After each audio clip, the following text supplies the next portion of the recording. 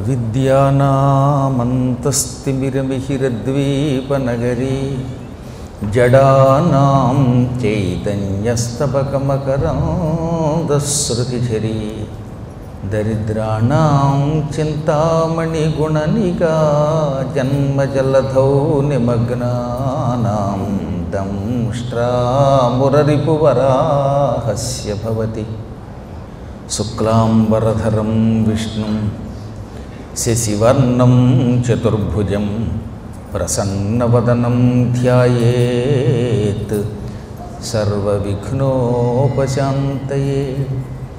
వందే గురుపదద్వంద్వమవాంగ్మానసగోచరం రక్తశుక్లప్రభామిశ్రమతర్క్యం త్రైపురం మహః. నారాయణం నమస్కృత్య నరం చైవ నరోత్తమం దేవీం సరస్వతీం వ్యాసం తతో జయముదీరయేత్. సచ్చిదానందరూపాయ విశ్వోత్పత్యాదిహేతవే తాపత్రయ వినాశాయ శ్రీకృష్ణాయ వయం నుమః. నమః శివాభ్యాం నవయౌవనాభ్యాం పరస్పరాశ్లిష్టవపుర్ధరాభ్యాం నగేంద్రకన్యా వృషకేతనాభ్యాం నమో నమః శంకరపార్వతీభ్యాం. ఓం నమః శివాయై చ నమః శివాయ. ఓం నమః శివాయై చ నమః శివాయ. ఓం నమః శివాయై చ నమః శివాయ. పరమ పవిత్రమైన వారణాసి క్షేత్రంలో మరణం కూడా ఒక అద్భుతమైన ఆనంద స్వరూపమట. సాధారణంగా చావు అంటేనే చచ్చే చావు అని పేరు. మరణం ప్రతి వ్యక్తికి దుఃఖం కలిగిస్తుంది. ప్రాణం పోయేటప్పుడు జీవిపడే వేదన అంతా ఇంత కాదు అని మన పురాణాలు చెబుతున్నాయి. చాలామందిని కూడా మనం కళ్ళారా చూసాం. ఎక్కడో కొద్దిమంది అదృష్టవంతులు కించిత్ కాలమే మరణయాతన పొంది శరీరం విడిచిపెడతారు. ఎక్కువ మంది దేహావసాన సమయంలో దేహం విడిచిపెట్టేటప్పుడు దుర్భర యాతనలు పొందుతారు. ఇంత ఎందుకు, ఎంతసేపు ఉన్నప్పటికీ ప్రాణం పోయేటప్పుడు మాత్రం మహాబాధ అనుభవిస్తాట జీవి. శరీరంలో ఉన్న ఈ పంచేంద్రియాలలో ఉన్న ప్రాణం కొంచెం కొంచెం పైకొచ్చి అది క్రమంగా బయటికి పోతున్నప్పుడు మన శరీరానికి కలిగే బాధ ఎంత భయంకరంగా ఉంటుందో పురాణాలు చెప్పాయి. ప్రాణం పోయేటప్పుడు సూదులతోటి, గుండు సూదులతోటి, కాల్చి ఎర్రగా తయారు చేసిన సూదులతో గోళ్లల్లో గుచ్చుతూ ఉంటే ఎంత బాధ కలుగుతుందో అంత బాధ కలుగుతుందన్నారు. కొన్ని కోట్ల తేళ్లు తోకలతో కొడుతూ ఉంటే ఎంత బాధ కలుగుతుందో అంత బాధ కలుగుతుంది. భయంకర విషసర్పాలు కాటు వేస్తున్నప్పుడు శరీరానికి ఎంత బాధ కలుగుతుందో అంత బాధ కలుగుతుంది. పాము కాటు మేము తినలేదంటే ఆ బాధ తెలియదు అనుకుంటే పాము కాటు తిన్నాక ఆ బాధ తెలిసాక ఈ బాధ ఉండదు. ఇంకా ఒకటి కాదు, 5 నిమిషాల్లో ప్రాణం పోయినా ఆ 5 నిమిషాలు నరకయాతన అనుభవిస్తాడు పోయేటప్పుడు. పోయాకంటారా పైన ఏ నరకం ఉందో మనకేం తెలుసండి బాబు. పైన మనం వెళ్ళాక ఏ జన్మ ఎలా వెతుతామో తెలియదు. అయితే ఒక అదృష్టం ఒకటి ఉందిటండోయ్. ఎప్పుడైనా గురువులు కన్ను ఎర్ర చేస్తే మాత్రం మన మీద మనకు నరకయాతన రాదట. ఎవరినైనా అనుగ్రహించాలనుకుంటే పూర్వం గురువులు ఏం చేసేవారట, ఐ అనేవారట. అన్నారా వాడి పాపాలు పోతాయని అర్థం. అందుకే చాలా అవధూతల యొక్క చరిత్రలు చూసారా. అవధూతలు ఎప్పుడైనా ఎవరినైనా అనుగ్రహించాలంటే ముందు ఛీ పో అంటారు. అన్నారా వాడు అదృష్టవంతుడు. అలాగని కావాలని చివాట్లు పెట్టించుకోకండి. వారంతట వారు అనుగ్రహించి చివాట్లు పెట్టాలి. హిమాలయాల్లో తన్నుల బాబా అని ఒక ఆయన ఉండేవాడు, తెలుసుగా మీకు. హిమాలయాల్లో చాలా సిద్ధులు ఉండేవారు. ఆ సిద్ధుల్లో ఒక ఆయన పేరు ప్రత్యేకంగా పాదాహతి బాబా. ఈయన ఎడంకాలతో తన్నాడా ఇంక అవతల వాడికి మహర్జాతం వచ్చేది. అందుకని ఎవరైనా అక్కడికి వెళ్ళినప్పుడు దండం పెట్టగానే వాళ్ళు వెనక్కి తిరిగి వెళ్ళేలోపు ఎడంకాలతో నడ్డి మీద తన్ను తనేవాడు ఆయన. వెంటనే వాడు నేల మీద పడేవాడు. బాబో ఇలా తన్నాడేమిట్రా అనుకునేవారట. కానీ ఇంటికి వెళ్ళేసరికి మంచి జాతకం మారిపోయేదట. పెళ్లి కాని వాడికి పెళ్ళి అయ్యేదట. వృద్ధ బ్రహ్మచారులకి మంచి భార్యలు వచ్చేవారు. అదే అప్పటికే పెళ్ళయి ఉంటే భార్యాభర్తల మధ్యలో ఐకమత్యం వచ్చేది. రిటైర్ అయ్యాక ఓ 50,000 పెన్షన్ రావాల్సిన వాడికి 15,000 5,000 సర్వీసులో తేడా వచ్చిన వాడికి ఏమో 40,000 50,000 పెన్షన్ వచ్చేది. ఇలా ఒకటి రకరకాల శుభాలు వచ్చేవన్నమాట. ఈ తన్నితే చాలు శుభం కలుగుతుందని తెలుసుకుని ఏం చేశాడు ఒక ఆయన తెలివితేటలతోటి ఇంకా ఆయన దగ్గరికి వెళ్ళి తెగ తిట్టడం మొదలుపెట్టి రెచ్చగొట్టాడు. ఆయన ఎడంకాలతో తనకుండా కుడికాలతో తన్నాడు, ఈయనకు ఉండకాలు పోయింది. కాబట్టి రెచ్చగొట్టి దండించుకోకూడదు, ఆయన అనుగ్రహం పొందడానికి ప్రయత్నించాలి. మీకు విచిత్రమైన వ్యక్తులు ఉంటారండి హిమాలయాల్లో. తన్నుల బాబాలు, ఉమ్ములు బాబా అని ఒక ఆయన ఉన్నాడు తెలుసా మీకు? చాలా కాలం క్రితం నా శిష్యుడు ఒకడు వెళ్ళాడు నాతో పాటుగా. నేను అన్నాను, ఒక ఆయన వస్తున్నాడు, ఎట్టి పరిస్థితుల్లో ఆయన ఏదన్నా చేస్తే తొందరపడి నువ్వు మాత్రం అసహ్యించుకోకు అని ముందే హెచ్చరించాను. అలాగే గురువుగారు అన్నాడు. కొంచెం దూరం నడిచాం కేదారం దగ్గర. ఇంకా కేదారం ఒక 1/2 కిలోమీటర్ దూరం ఉందనగా అప్పటికి వీడికి ఆయాసం వచ్చి ఒక చోట కూర్చున్నాడు నాతో కూర్చున్నవాడు.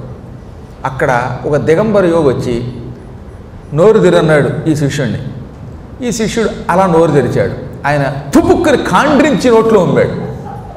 వీడి ఒళ్ళు వండిపోయి దిక్కుమాలాడన్న బాబాను తోసి బాబోయ్య నోట్లో ఉన్న ఉమ్ము కిందకు ఉమ్మేశాడండి. ఆ ఉమ్ము ఇంత బంగారం ముద్దగా మారి చూస్తుండగా మాయమైపోయింది, అవతలైనా మాయమైపోయాడు. నేను ముందే చెప్పానురా పిచ్చివాడా, వాళ్ళు ఉమ్మేది ఉమ్ము కాదురా, నీ నోట్లో దుమ్ము పడిందిరా కర్మ. నువ్వు గనక యోగుల యొక్క లీలలు తెలుసుకోవాలి అని నేను ముందే చెప్పిన మాట ఆచరణలో పెట్టుంటే నీ జీవితంలో నువ్వు ఎక్కడ ఏం కోరుకుంటే అది వచ్చేది. ఆ ఉమ్మే కనుక వీడు అసహించుకోకుండా మింగేసి ఉంటే వాడికి సంకల్ప సిద్ధి వచ్చేదిట. అంటే వాడు ఏంటి, ఇప్పుడు నాకు బంగారం కావాలంటే బంగారం వస్తుంది, లేదా వెండి కావాలంటే వెండి వస్తుంది, వాక్శుద్ధి కావాలంటే వాక్శుద్ధి వస్తుంది. అందుకే ఆయన ఉమ్మాడు. లేకపోతే దిగంబర యోగి అంత మంచులో నీ ఎదురుగుండా నిలబడగలడా ఇతరులకు కనబడకుండా? ఇలాంటి లీలలు యోగులు చూపిస్తారు. దానికి ఉదాహరణ చెప్పాలి మీరు.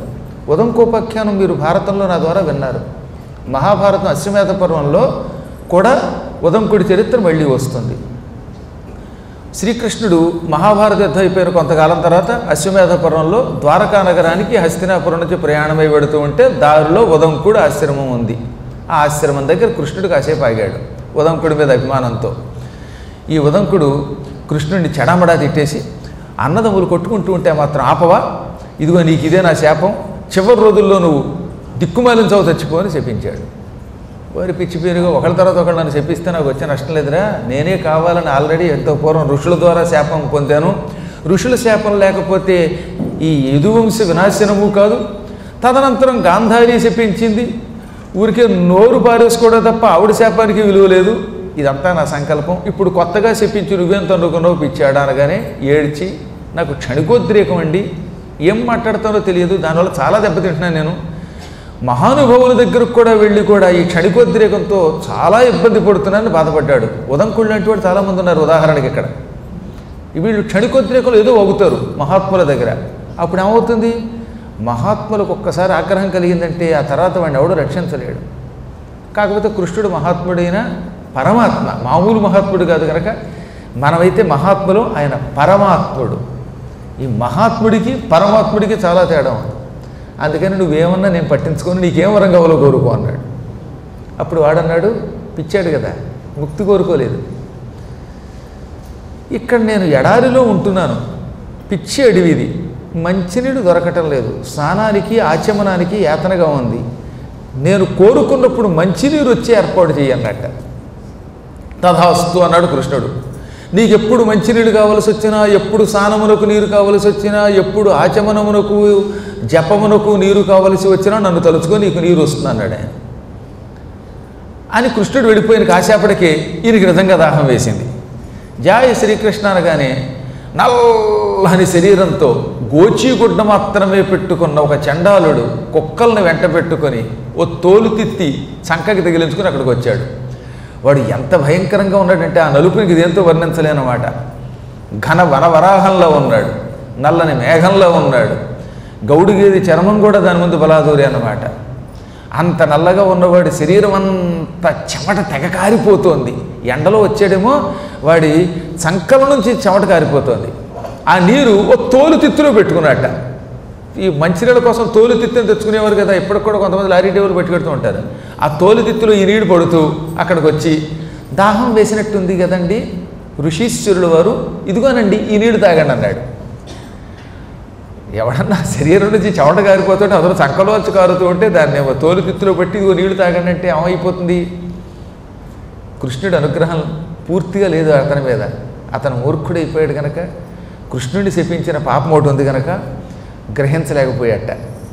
మూర్ఖుడా, ఎవరిని అనుకుంటున్నావురా నన్ను? మహాతపస్యాలిని, పరమ పవిత్రమైన ఆకాశ జలమో గంగాజలమో తప్ప పిచ్చి జలం తాగుతానా?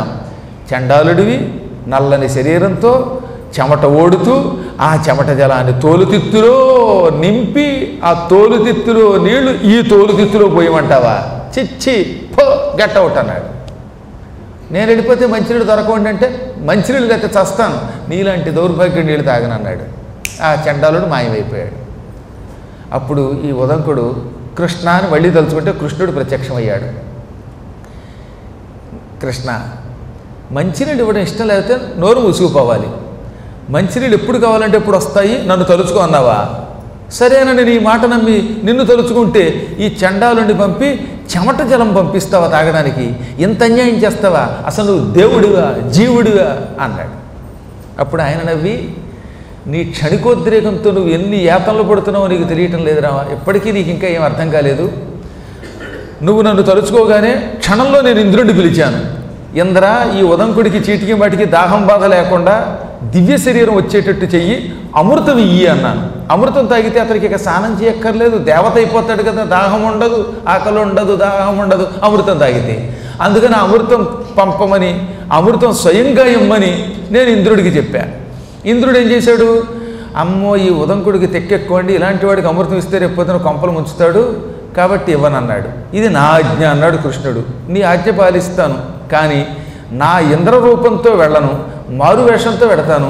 మారు వేషంలో ఉన్నప్పుడు నన్ను వాడు గుర్తించాడా, అమృతం తాగి బాగుపడతాడు, లేదా వాడి కర్మ అనే చండాల రూపంలో వచ్చాడు. నీవు ఆ పరీక్షలో తట్టుకోలేకపోయావు, చెమట అనుకున్నావు, నోటిదాకా వచ్చిన అమృతాన్ని పారద్రోలేవు. ఇక నీ జీవితానికి అమృతత్వం లేదు. అయినా నేను నీకు వరం ఇచ్చాను కనుక ఇక మీదట నీకు మంచినీళ్ళు ఇంకో రకంగా ఏర్పాటు చేస్తాను. నువ్వు నన్ను దాహం వేసినప్పుడు తలుచుకో, హఠాత్తుగా ఇక్కడికి మేఘాలు వస్తాయి. ఆ మేఘాలు కేవలం నీ ఆశ్రమం దగ్గర మాత్రమే వర్షం కురిపిస్తాయి. నీ ఆశ్రమానికి ఎదురుగుండా ఓ బుల్లి చెరువు ఏర్పడుతుంది. ఆ చెరువు నింపి అవి వెళ్ళిపోతూ ఉంటాయి. నీ పేరు మీదుగా ఆ మేఘములు ఉదంక మేఘాలు అని పిలువబడతాయని వరం ఇచ్చాడు. ఉదంకుడు అప్పటి నుంచి ఆ నీళ్ళే తాగుతున్నాడు. ఇప్పుడు కూడా ముక్తి పొందలేకపోయాడు. ఇంకా అదృష్టం ఏంటంటే గురుభక్తి ఉంది కనుక ఆ మాత్రమైన కృష్ణ అనుగ్రహం పొందాడు ఆయన. కాబట్టి మహాత్ముల యొక్క, గురువుల యొక్క, సాధువుల యొక్క తత్వం తెలుసుకుని వాళ్ళ పరీక్షలో నెగ్గగలిగితే ఈ జన్మలో తరిస్తారు. అంతేగాని ఒక గొప్ప సాధువు గొప్ప వరం ఇచ్చేవాడిని గుర్తించలేక వీడు బావని, వీడు మామగారని, లేకపోతే ఇంకోటని ఇలా భావించి దూరం చేసుకుంటే రావలసిన సంపదలు, సిద్ధులు, ముక్తులు రావు. అందుకేగా అర్జునుడు కూడా ఒక్కోసారి పొరపాటు చేశాను ఒప్పుకున్నాడు. నిన్ను నేను గ్రహించలేక బావ, మిత్రమా, సఖ, యాదవ ఇలా పిలిచాను. హే కృష్ణ, హే మాధవ, హే సఖేతి అని స్వయంగా శ్లోకంలో చెప్పుకున్నాడు ఆయన. ఈ పిచ్చి నుంచి ఇప్పుడే బయటపడ్డాను అన్నాడు. అందుకే అర్జునుడు మళ్ళీ కృష్ణుడితో సమానంగా తిరగలిగాడు, నరనారాయణులు తిరగలిగారు. ఆ స్థాయి కావాలి. ఇదంతా ఎందుకు చెప్తున్నానంటే మానవునికి మరణం పరమయాతన. ఈ పరమయాతనతో కూడిన మరణం నుంచి బయటపడాలి అంటే కేవలం సాధువులైన సద్గురువుల యొక్క అనుగ్రహం ఉండాలి. ఈ గురువులు ఎప్పుడు ఎవరిని ఎలా అనుగ్రహిస్తారో తెలియదు. ఈ గురువుల కటాక్షం ఉంటే ఈ భయంకరమైన చితక్కొట్టేస్తున్నట్టు బాధ కలుగుతూ ఉండే మృత్యు బాధ కూడా సులభం అయిపోతుంది. అసలు మృత్యు బాధ లేకుండా శరీరం విడిచిపెట్టచ్చు. అలా మృత్యు బాధ లేకుండా, యమయాతన లేకుండా శరీరం విడిచిపెట్టే ఏకైక స్థలం వారణాసి మాత్రమే. వారణాసిలో మరణం కూడా వరంట. అసలు మరణమే వరం అన్నాడు దాన్ని. అమృతత్వ మానసు, మానవుడు మరణిస్తే కాశీలో అమృతత్వం పొందుతాడు. ఎలాగా? ఒక వ్యక్తి కాశీ వెళ్ళి చచ్చిపోతూ ఉంటే ముందుగా అక్కడికి గంగా నది వస్తుందిట. వెంటనే ఏం చేస్తుంది? పాలిండ్లు కదలంగ పసుపు పయ్యదవీచు అచలాత్మజుని కూర్మి ఆడు బిడ్డ భాగీరథి గంగా. గంగానది వస్తుంది అక్కడికి. ఆవిడేం చేస్తుంది? తామరాకు పట్టుకొస్తుంది. ఈ తామరాకుని గంగ నీళ్లలో ముంచుతుంది. పూర్వకాలంలో వేసవికాలంలో ఏం చేసేవారు అన్నమాట, చల్లదనం కోసం తాటాకు విసిరికర్ర నీళ్లలో ముంచి ఆ తాటాకు విసిరికర్రతో ఇలా విసురుకుంటే ఈ గాలితో పాటుగా తుంపరలు, నీటి తుంపరల మీద పడేవి, దాంతో చల్లదనం వచ్చేది, హాయిగా ఉండేది. ఎవడన్నా మంచం మీద పడి చచ్చిపోవడానికి సిద్ధంగా ఉన్నప్పుడు కాశీలో ముందు గంగానది వచ్చి ఓ తామరాకు పట్టుకొచ్చి ఆ తామరాకు నీళ్లల్లో ముంచి ఆ తామరాకుతో అలా విసురుతుంది. విసురుతూ ఉంటే ఈ ప్రాణం పోయేవాడు ఒంటి మీద గంగానది వేసేటటువంటి ఆ నీటి తుంపర్లు పడతాయి. స్వయంగా గంగ వచ్చి గంగాజలం అలా మీద చల్లుతూ ఉంటే విసిరికర్రతో పాటుగా తామరాకు విసిరికర్రతో విసురుతూ ఉంటే వాడికున్న మరణయాత్ర పోయి హాయి పొందుతాడు, ఆహ్లాదం పొందుతాడు. ఈ ఏసీలో కూడా ఆహ్లాదం రాదు.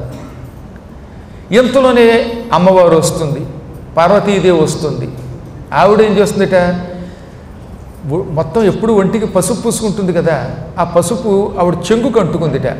పసుపు అంటుకున్న చెంగు పట్టుకొచ్చి నీళ్లల్లో తడిపి వాడి మీద ఏది చచ్చేవాడి దగ్గరికి వచ్చి ఇలా విసురుతుంది. కొంచెం అర్థమవుతుందో లేదో మీకు? ఏదో చెంగు నీళ్లల్లో తడిపి ఆ చెంగుతో విసరచ్చుగా, అప్పుడు చెంగు నుంచి వచ్చే నీళ్లు వాడి మీద పడితే చల్లదనం వస్తుందేగా. కాదట, పసుపు అంటుకున్న చెంగుతో వాడి మీద విసురుతుందిట. పసుపు యొక్క లక్షణం ఏంటంటే బ్యాక్టీరియా లేకుండా చేస్తుంది. చచ్చిపోయే ముందు శరీరం అంతా కొన్ని కోట్ల క్రిములు చేరతాయి. ఈ క్రిములు వీడికి లోపల నుంచి శ్లేష్మం బయటికి రానివ్వదు. కఫం గొంతంతా నిండిపోయేలా చేసి, కక్కు కిక్కు అని దగ్గుకునేలా చేసి, ఉక్కిరి బిక్కిరి చేసి, ఉక్కిస పెట్టి, ఆయాస పెట్టి చంపుతుంది. అదే ఈ పసుపు ఉన్నటువంటి చెంగుతో, నీళ్ల చెంగుతో అమ్మవారు అలా విసురుతూ ఉంటే ఈ పసుపుతో కూడిన చల్లని నీటి తుంపర వీడి ముఖం మీద పడగానే ఆయాసం పోయి సుఖంగా గాలి పీల్చుకుంటూ ఏ మరణయాత్రలనా లేకుండా ఏదో పాయసం తింటున్నంత ఆనందం పొందుతాట. ఆయాసం పోతుంది, పాయసం తిన్న ఆనందం కలుగుతుంది. ఒకటేమో గంగానది తాటాకు విసిరికర్రకు బదులుగా తామరాకు విసిరికర్రతో విసురుతుంది. ఆ తర్వాత జగన్మాత పార్వతీదేవి పసుపు పూయబడినటువంటి చీర చెంగుని నీళ్లలో తరిపి ఆ చెంగుతో కూడా అతనికి విసిరి అతనుకున్న మరణయాతన తొలగిస్తుంది. ఇంతలో డుంటి విఘ్నేశ్వరుడు వస్తాడు. డుంటి విఘ్నేశ్వరుడి చెవులు పెద్ద పెద్ద చాటంత చెవులు. ఈ చాట చెవులతో ఏం చేస్తాట, దగ్గరికి వచ్చి ఇలా ఇలా అంటాట. అనగానే ఈ చెవుల నుంచి గాలి వస్తుంది. అది న్యాచురల్ ఏసీ. అసలు విఘ్నేశ్వరుడికి వేసవకాలంలో ఏ ఇబ్బంది లేదన్నారు. ఎందుకనంటే పెద్ద పెద్ద విసిరికర్లు ఆయన చెవులే. ఆ చెవులతో ఇలా అనుకుంటాడు ఆయన. ఆయనకి గాలి పక్కవాడికి గాలి తగులుతుంది. అయితే మళ్ళీ ఆ గాలి కూడా ఎంతవరకు వాడికి హాయి ఉంటుందో అంత గాలి వచ్చేలా చేస్తాడు, కానీ మళ్ళీ తుఫాను గాలి వచ్చి కొట్టుకుపోయేలా చేయడు. చల్లగా మెల్లగా చెవులతో గాలి విసిరి ఆ గాలి ద్వారా వాడికి వచ్చే యాత్ర తొలగిస్తాడు. అక్కడికి అది అయ్యింది. ఆ తర్వాత మళ్ళీ ఏం చేస్తాడట, గాలి విసిరాక తొండంతో నీళ్లు పట్టుకొస్తాడు. అందులో ఏనుగు తొండం నుంచి సన్నగా నీరు కారుతూనే ఉంటుందండి. మనకు మనుషులకు కొంతమందికి చొంగొచ్చినట్టుగా ఏనుగు కూడా తొండం చివరి నుంచి ఒక గొప్ప జలం కారుతుంది. ఆ జలములో ఎంతో ఆరోగ్యం ఇచ్చేటటువంటి క్రిములు ఉంటాయి. అవి ఒంటికి తగిలితే కురుపులు కూడా పోతాయని పేరు అన్నమాట. అందుకే పూర్వం ఏనుగు తొండం దగ్గర కాసేపు కూర్చునేవారు మావటి వాళ్ళు. దానివల్లే వాళ్ళకి అనారోగ్యాలు వచ్చేవి కదండి. డుంటి విఘ్నేశ్వరుడు ఈసారి మళ్ళీ ఏం చేస్తాట, ధోత్కారమొనరిల్చి శీకరాసారంబు కురియుడుంటి ఒక్కసారి అని తొండంతో ఇలా విదిరించి తొండం చివరి నుంచి చల్లని నీటి తుంపరలు ఈ ప్రాణం పోతున్న వాడి మీద చల్లుతాడు. అప్పుడు వాడికి మరింత ఆనందం కలుగుతుంది. ఆ సమయంలో పరమేశ్వరుడు కాశీ విశ్వేశ్వరుడు వస్తాడు. వచ్చి ఎదురే అబ్బాయి నీ కుడి చెవిలా పైకి పెట్టు అంటాట. వీడు ఇలా కుడి చెవి పైకి పెడతాడు. అప్పుడు అభవుడు ఓం అని కుడి చెవిలో పలుకుతాడు. సాక్షాత్ పరమేశ్వరుడు చెవిలో ఓంకారం చెబితే ఇంక వాడి దగ్గర పాపాలు ఉంటాయా? ఈశ్వరుడు ఓంకారం చేయగానే మహాపాపాలన్నీ హుంకరించి చచ్చిపోయి ఆ క్షణమే అతన్ని విడిచిపెట్టి అతనికి ముక్తినిస్తాయి. మహాపాపాలకి ప్రాయశ్చిత్తమే ఓంకారం. చచ్చే ముందు పూర్వం ఓంకారం పలకరా నాయన, ఓం అంటే చాలు నీ పాపాలన్నీ ఆ క్షణమే పోతాయి అనేవారు. ఆ ఓంకారం వీడనక్కర్ లేకుండా శివుడు అంటట్ట చెవులో. ఇంక వీడి దగ్గర పాపం ఎక్కడున్నది? వీడు శివుడైపోతాడు. అందుకనే ఈ ప్రపంచంలో ఎక్కడా లేని విచిత్రమైన మరణం, హాయి అయిన మరణం, ఆనందకరమైన మరణం ఒక్క వారణాసిలోనే ఉంటుంది. ఆ మరణం వల్ల ఇకవాడికి జన్మే లేదు. కాకపోతే ఇదంతా ఎవరికి దొరుకుతుంది? పరమ గురు భక్తి కలిగిన వాడికి, లేదా నిరంతరం కాశీ మీద పరమ గాఢ విశ్వాసం కలిగిన వాడికే ఈ యోగం పడుతుంది. ఇక్కడ కొన్ని విషయాలు జాగ్రత్తగా వినండి. అపాపశ్చమృతో యో వై సద్యో మోక్షం సమశ్నుతే సపాపశ్చమృతో యస్యాత్ కాయవ్యూహాన్ సమశ్నుతే. ఏ పాపం చెయ్యని వాడు కాశీలో మరణించిన వెంటనే ముక్తి పొంది శివుడైపోతాడు. శివుడి రూపం అంటే రూపం పొందుతాడు. కానీ ఒక దుర్మార్గుడు పరమ పాపాత్ముడు ఉన్నాడు, ఔరంగజేబు లాంటి నీచుడు ఉన్నాడు, లేకపోతే ఇంకెవడో క్రూరుడు ఉన్నాడు. ఇటువంటి వాడు కూడా కాశీలో మరణించచ్చుగా. ఇక్కడే అసలు సిసలైన కాశీ మహిమ గురించి పరమ పవిత్రమైన శివపురాణంలో చెప్పారు. ఎవడైనా మహాపాపాత్ముడు కాశీలో చచ్చిపోతే చెయ్యరాని పనులు చేస్తే వాడు కూడా ముక్తి పొందుతాడట. కానీ ఎలా ముక్తి పొందుతాడంటే 10,000 సంవత్సరములు భైరవుడి చేతిలో యాతన అనుభవించి అప్పుడు ముక్తి పొందుతాడు. అది తేడా. యాతనాం సోనుభూయైవ పశ్చాన్ మోక్షమవాప్నుయాత్ భైరవీం యాతనాం ప్రాప్య వర్షాణం అయుతే పునః. మహాపాపాత్ముడు ఉన్నాడు, కాశీలో చెయ్యరాని పనులు చేశాడు, శివుడి యొక్క ఆలయం పడగొట్టాడు, లింగం తీసి ఇంకో చోట పారేశాడు, లేదా ఎక్కడో చేయకూడని చోట మూత్ర విసర్జన చేశాడు, ఎవరినో చంపాడు. ఇలాంటి పిచ్చి పాపాలు చేసిన వాడిని వెంటనే భైరవుడు చావగానే యముడి దగ్గరికి పంపడు, తాను పట్టుకుపోతాడు. అందుకే ఆ యాతనకి భైరవీం యాతనాం ప్రాప్య, భైరవ యాతన అంటారు. ఆ యాతన ఒక 10,000 సంవత్సరములు మాత్రమే అనుభవిస్తాడు. ఓన్లీ 10,000 years, అంతకంటే ఎక్కువ కాదు కదా. 10,000. ఈ 10,000 సంవత్సరాలు శిక్ష అనుభవించాక అప్పుడు వాడిని శుద్ధి చేసి తతో మోక్షమవాప్నోతి భుక్త్వా పాపం చ సుందరీ. భైరవుడి చేతిలో పాపఫలం అనుభవించాడు గనక శాశ్వత మోక్షం పొందుతాడు. మొత్తం మీద కాశీలో చచ్చినవాడికి ముక్తి ఖాయం. ఆ ముక్తి 2 రకాలు. మీలాంటి పుణ్యాత్ములు ఎవరైనా కాశీలోకి వెళ్ళి, ఇప్పుడు కాదు 100 ఏళ్ళు అయ్యాక, ఇప్పుడు తొందరపడి మధ్య నుంచి మాత్రం ఎవరైనా వెళ్ళినా నేను ఒప్పుకోను, వాడికి రిజర్వేషన్ దొరకని. మనం 100 ఏళ్ళు నిండాక కాశీ వెళ్ళి మీ అదృష్టం బాగుండి అక్కడ శరీరం విడిచిపెడితే మీరు పుణ్యాత్ములని నేను నమ్ముతున్నాను కనుక, అలా అనకపోతే మళ్ళీ కొన్ని ఇబ్బందులు నాకుంటాయి కనుక, అటువంటి వాళ్ళు గ్యారంటీగా శరీరం విడిచిపెట్టాక అచ్చం శివుడి రూపం వంటి రూపం ధరించి ముక్తి పొందుతారు. ఒకవేళ వీడు పాపాత్ముడు, పైకి మంచిగా నటిస్తూ లోపల తిట్టుకుంటాడు అనుకోండి, వాడు అలాంటి వాట వీడు ఇలాంటి వాట అనుకున్నారనుకోండి, చెయ్యరాని పనులు చేశారనుకోండి, అప్పుడేమవుతుందనమాట, శరీరం విడిచిపెట్టాక భైరవుడి చేతిలో ఒక 10,000 సంవత్సరాలు శిక్షలు అనుభవిస్తాడు. భైరవుడి చేతిలో శిక్షలు అనుభవిస్తే ముక్తి తొందరగా వస్తుంది. యమయాతనలో పొందిన వాడికి ముక్తి రాదు, వాడు మళ్ళీ భూమి మీద ఏ దరిద్రపు జంతువుగానో పుడతాడు. వీడు పుట్టడిక అక్కడి నుంచి కైలాసానికి ఎడతాడు. ఏ విధముగా అయినా కాశీలో ముక్తి తప్పదు. కాకపోతే 10,000 సంవత్సరాలు శిక్ష అనిపించినట్టు మాట్లాడండి. కాబట్టి ఎందుకు కాశీ వెళ్ళాక నానా రకాలైనటువంటి పెచ్చమూలు చేయడం ఎందుకు? దాని బదులుగా కాశీ వెళ్ళి భక్తితో కాశీని నమ్మి ఆ కాశీ విశ్వేశ్వర అనుగ్రహం పొంది పాప ప్రక్షాళన చేసుకుని ముక్తి పొందడం మంచిది. కాశీలో హింస పరమ దోషం. కాబట్టి కాశీలో అహింసతో బ్రతకాలి. మేము కాశీ యాత్ర చేసి అక్కడ చచ్చిపోదాం అనుకున్నవాళ్ళు, లేదా కాశీలో 9 రోజులు 6 నెలలు ఎంతో కొంత కాలం ఉందాం అనుకున్నవాళ్ళు కనీసం గుడ్డును కూడా తినకూడదట. కాబట్టి చెప్పొచ్చేది ఏంటంటే, సాధ్యమైనంత వరకు మనం తలుచుకుంటే ఏదైనా చేయగలుగుతాం. మన భారతీయులకు ఉన్న లక్షణం ఏంటో తెలుసా? అహింస పరమోధర్మ అని బతికిన వాళ్ళు. వీళ్ళు తలుచుకుంటే కరివేపాకుతో బతకగలరు. మనకి భగవంతుడు రకరకాల ఫలాలు ఇచ్చాడు, పుష్పాలు ఇచ్చాడు, ఆకులు ఇచ్చాడు. వీటితో బ్రతికితే ఆరోగ్యం, ముఖానికి కాంతి, ఆనందం కలుగుతాయి. ఒక్కసారి కాకపోతే 2 రోజులకి 3 రోజులకైనా సాధన చేస్తే మనం ఈ దిక్కుమాలిన ఆహారాల నుంచి బయటకు రాగలుగుతాం. కాఫీ మానేయాలంటే మానేసిన వాళ్ళు ఉన్నారండి. అన్నం మానేసి బతికినటువంటి మహాత్ములు ఉన్నారు. ఎంతెందుకు పురాణం మానేయాలనుకుంటే మానేసి సినిమా కడుతున్నారు లేదా? అంతకంటే తీసిపోయింది అది. అలాగే ఏ పనన్నా సాధనము వల్ల చేకూరుతుంది. కాశీలో హింస మాత్రం పరమదోషమని శివుడు చెబుతున్నాడు. ఇవన్నీ నేనేం చెప్పినా ప్రామాణికంగా చెబుతున్నాను. ఇక్కడే ఉన్నాయి చూడండి శ్లోకాలు. ఆ శ్లోకాలకి మీకు తాత్పర్యం కరెక్ట్గా రాసి ఇవ్వగలుగుతాం. మొత్తం మీద ఏ పాపం చేసినా పాపానికి శిక్ష అయ్యాక మళ్ళీ ముక్తి పొందుతాడు. కర్మ 3 రకాలు. కర్మచ త్రివిధం ప్రోక్తం కర్మకాండే మహేశ్వరి సంచితం క్రియమాణం చ ప్రారబ్ధం చేతి బంధకృత్. కర్మలు 3 రకాలు.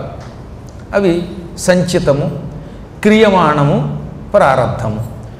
సంచితము అంటే బాగా పోగేసి పెట్టుకున్నదనమాట. తెలుగులో ఓ సంచి నిండా డబ్బులు రెడీ చేసి పెట్టుకుని దాచినట్టు అనమాట. ఇక క్రియమాణం అనగా రాబోయేది. ఇప్పుడు మనం ప్రారంధం అంటామే, ఆ ప్రారంధం తర్వాత వచ్చే ఆగామీ కర్మ దాన్ని క్రియమాణం అంటారు. ప్రారంధానికి ప్రారంధం అంటారు. ప్రారంధం అంటే ఏంటి? ప్రస్తుతం మనం అనుభవిస్తున్న దాన్ని ప్రారంధం అంటారు. ఈ పూట మీరు పురాణం వింటున్నారు, ఇది మీ ప్రారంధం, గ్యారంటీగా వింటారు. మధ్యలో ఒక్కొక్క ఆయన ఎంత చెప్పినా వినిపించుకోకుండా టింగ్ టింగ్ టింగ్ ఫోన్ శబ్దం చేస్తాడే, అది వాడి ప్రారంధం. ఆ కర్మ వల్ల మనం పురాణం సరిగ్గా చెప్పుకోలేకపోవడం మన ప్రారంధం. మధ్య మధ్యలో పిల్లల్ని పురాణం టేబుల్ ఒళ్ళో పడుకోబెట్టుకుని అటు ఇటు కదిపి గురువుగారిని డిస్టర్బ్ చేస్తారే, అది వాళ్ళ ప్రారంధం. ఈ దోమలు వచ్చి నన్ను కొట్టడం నా ప్రారంధం. ఈయన కూర్చుని ఇక్కడ రికార్డు చేయడం ఆయన ప్రారంధం, మైకు పెట్టడం ఆయన ప్రారంధం. ఇలా మనందరికీ గ్యారంటీగా చేయవలసిన పనులు ఉన్నాయి, ఈ అనుభవించవలసిన వాటిని ప్రారంధం అంటారు. గ్యారంటీగా చెయ్యవలసిన, తప్పనిసరిగా చెయ్యవలసిన, అనుభవించి తీరవలసినటువంటి కర్మలను ప్రారంధం అంటారు. భవిష్యత్తులో అనుభవించవలసిన ఉన్నాయే రాబోయే కర్మ, దాన్ని ఆగామి లేక క్రియమాణం. ఇంతకు పూర్వమే చేసేసి బ్యాంక్ బ్యాలెన్స్ ఎఫ్డి వేసినట్టుగా పెట్టుకున్న కర్మల ఫలితం సంచితం. పోగు చెయ్యబడినటువంటిదేమో సంచితం, అనుభవిస్తున్నది వర్తమానం ప్రారంధం, రాబోయేది ఆగామి లేక క్రియమాణం. ఇలా 3 కర్మలు అన్నమాట: సంచితము, ప్రారంధము, ఆగామి. ఇందులో ప్రారంధం ఎవ్వడన్నా అనుభవించక తప్పదు. ఇప్పుడు అన్నం తినేసావు, అన్నం తిన్నావు కాబట్టి దాని ఫలితం అనుభవించక తప్పదు. కానీ ఈ పోగేసిన ఉన్నది సంచితం, దాన్ని తప్పించుకోవచ్చు. రాబోయే కర్మలను కూడా తప్పించుకోవచ్చుట మన యొక్క ఉపాసనా బలంతో. మీ దగ్గర ఓ 5 కోట్లు ఎఫ్డి వేసుకున్నారు, మీకు ఈ క్షణంలో అది వదిలించుకోవాలని కూడా అది పెద్ద కష్టం ఉంది. అది ఏదన్నా మీరు సత్కార్యానికో, హుండీలోనో, మంచి పీఠానికో ఇచ్చేయచ్చు మీ డబ్బు. అలాగే భవిష్యత్తులో సంపాదించాలనుకున్న డబ్బు కూడా వద్దనుకుంటే వదిలించుకోవచ్చు. కానీ ఇప్పుడున్న దాన్ని, నోట్లో పెట్టుకున్న అన్నం గొంతుకు దిగితే మాత్రం అది ప్రారంధం. గొంతుకు ఒకసారి దిగింది కదా, ఎంత గింజుకున్నా బయటికి రాదు అంత తేలిగ్గా. ఈ కంఠం దాటి కిందకి వెళ్ళిందా దాని ప్రభావం చూపిస్తుంది. అది విషమైతే చంపుతుంది. ఏ దానిమ్మరసం పడనివాడికైతే అది వాడి గొంతు పోగొడుతుంది. ఓ నిమ్మరసం పడనివాడికి నిమ్మరసం ఇబ్బంది కలిగిస్తుంది. కొరివికారం తింటే దాని వంట అది చూపిస్తుంది. కాఫీ దాని వంట చూపిస్తుంది. ఇలా ఒక్కసారి కంఠం దాటి కిందకి వెళ్ళిన ఆహారము దాని ఎఫెక్ట్ ఎలా చూపిస్తుందో, అనుభవించే కర్మ కూడా తప్పనిసరిగా అనుభవిస్తే కానీ వదలదన్నమాట. ఈ ప్రపంచంలో ఎంతటి వాడైనా తప్పించుకోలేని కర్మ పేరు ఏమిటనమాట? ప్రారబ్ధము. మహాత్ములు కూడా తప్పించుకోలేరు. ప్రారబ్ధం నవినా భోగో నశ్యతీతి సునిశ్చితం. ప్రారబ్ధ కర్మ భగవంతుడు కూడా తప్పించుకోలేట్టు భూమి మీద ఉంటే. అంటే మానవ రూపం ఎత్తితే ఆయన కూడా తప్పించుకోను అన్నాడు, అనుభవించి తీరాలి. కానీ మృతిశ్చ తస్య సంజాత తదా తస్య క్షయో భవేత్. ఎంత చిత్రం! కాశీలో మరణిస్తే ఈ ప్రారబ్ధం కూడా పోతుందిటే. అందుకని కాశీ అంత గొప్పదన్నారు.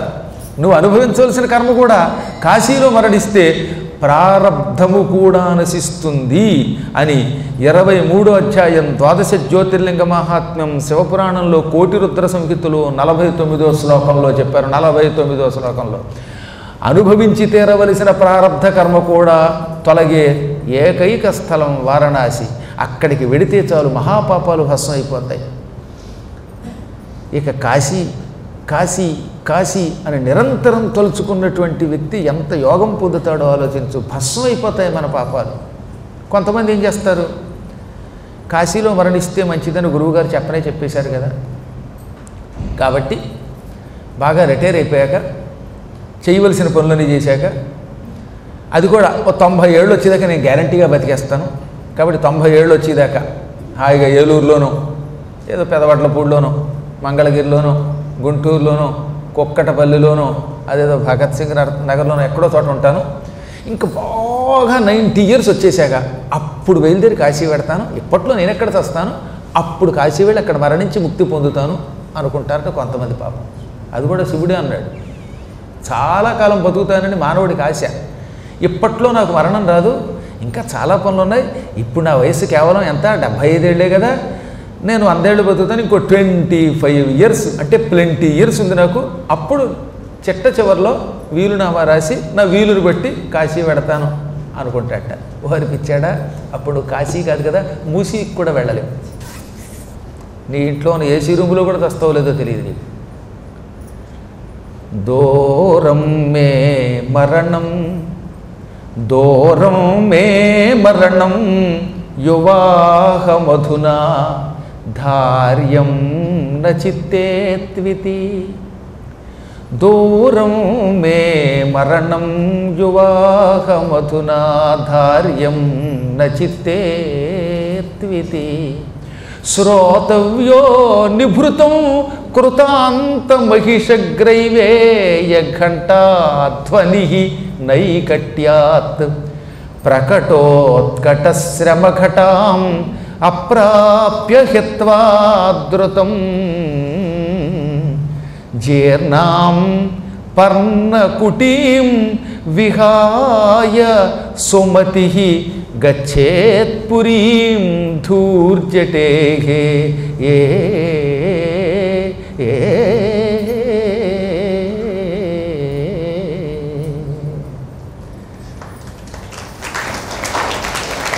ఎప్పట్లో నాకు మరణం లేదు, దూరం మే మరణం, మే నాకు మరణం, చావు, దూరం ఎప్పట్లో లేదు, చాలా కాలం తర్వాత వస్తుంది. కారణం యువాహమధున, నేను ఇంకా కుర్రాణ్ణి, నా జుట్టు నెరవలేదు, బొట్టు నెరవలేదు, నేను ఇంకా కుర్రాణ్ణి అనుకుంటాట పాపం అని నీ మనస్సులో ఎప్పుడు అనుకోకన్నాడు. వెంటనే యువాహం అధునా ధార్యం నచిత్తేత్వితి.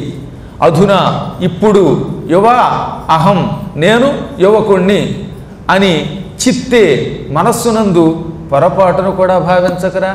చావుకి ముసలాడా పొడుచాడా కుర్రాడా ఇవేమి అక్కర్లా, ఎప్పుడు ఎవడు పోతాడో తెలియదు.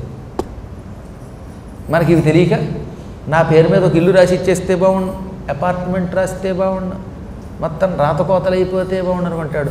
ఈ రాత అయ్యేలోపు వీడికి యముడు వాత పెడతాడు, ఆ తర్వాత యాతనలు వస్తాయి. కాబట్టి ఇవేం ఆలోచించకు. నీ పక్కనే ఒక శబ్దం నిరంతరం వినపడుతోంది, నువ్వు వినడంలేదు తప్ప నీకో శబ్దం నీ చెవులో మోగుతోంది, అది విను. ఏమిటవి? శ్రోతవ్యో నిభృతం కృతాంతమహిషగ్రైవేయ ఘంటాధ్వని నైకట్యాత్.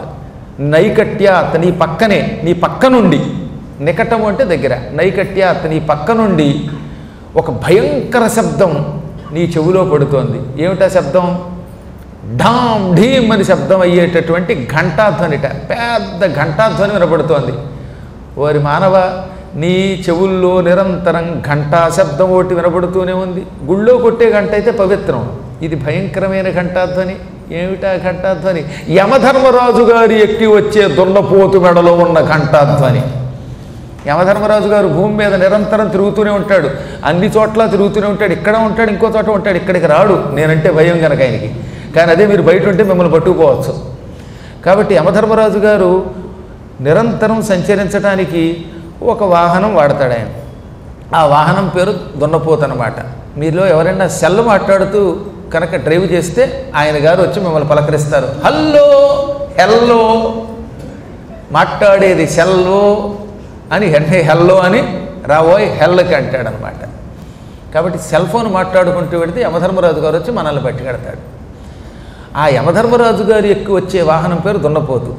ఆ దున్నపోతు మెడలో పెద్ద గంట ఉంటుంది. దున్నపోతు కదిలినప్పుడల్లా మెడలో ఉన్న గంట ఠంగ్ ఠంగ్ అని మోగుతుంది. ఈ ఘంటాధ్వని నీ చెవులోకి వినపడుతోంది, నువ్వు పట్టించుకోవట్లేదు. కాబట్టి జాగ్రత్తగా కొంచెం అబ్జర్వ్ చేసి విను. ఓహో వినపడుతోంది, ఇప్పుడు మీరు కూడా అబ్జర్వ్ చేయండి, మీకు వినపడుతుంది. ఇక్కడున్నప్పుడు వినపడదు, బయటికి వెళ్ళాక అబ్జర్వ్ చేయండి. ఈ లోపలికి యముడికి రావడానికి ఎన్ని దమ్ములు, ఎన్ని గుండెలు. ఇక్కడ శివపురాణం జరుగుతుంటే చంద్రశేఖరుణ్ణి మనం ఆశ్రయిస్తే ఆయన లోపలికి రాలేడు. ఒక్కసారి బయటికి వెళ్ళాక మాత్రం వినిపిస్తాడు ఆయన ధ్వని. వారి వారి కర్మలను బట్టి పట్టుకుపోతాడు. అంటే ఒరే మృత్యువు పక్కనే ఉందని గ్రహించరా, నేను కుర్రాణ్ణి అని మనస్సులో అనుకోకు, ఇప్పట్లో మరణం లేదనుకోకు. అప్పుడు నువ్వేం చేయాలి?